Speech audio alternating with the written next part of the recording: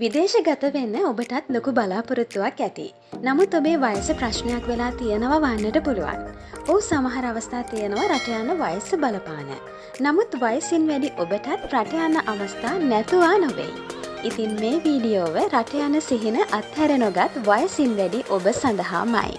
වීඩියෝව අවසාන වෙනකන් මාත් එක්කම ඉන්න.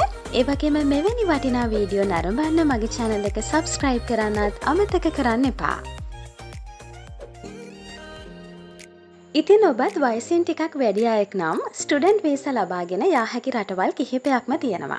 ඒ අතරින් නවසීලන්තය, ෆින්ලන්තය, ස්වීඩනය, UK, කැනඩාව වගේ රටවල් විශේෂයි.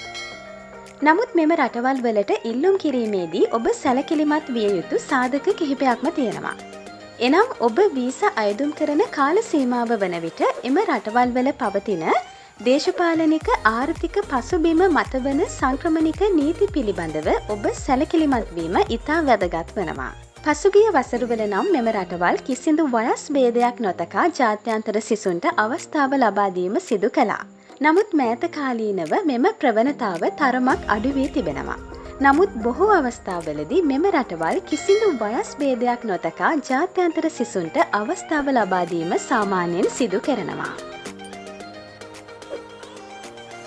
ඉතින් මේ හරහා ඔබටත් වයස් භේද නොසලකා විදේශගත වීමේ වාසි ලබා ගත හැකියි.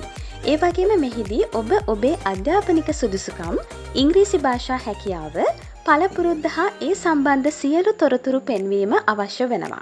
එනම් ඔබ ඒ රටට අත්‍යවශ්‍ය පුද්ගලයෙකු බව ඔප්පු කිරීම මත ඔබට වඩාත් පහසුවෙන් එම අවස්ථා ලබා ගත හැකියි. ඉතින් මේ හරහා මෙම වටිනා අවස්ථාවන් ඔබත් හිමි කරගන්න. තවත් වටිනා වීඩියෝවකින් අපි නැවත හමුවෙමු. ඔබේ අදහස් පහතින් සඳහන් කරන්න. ඔබට සුබ දවසක්!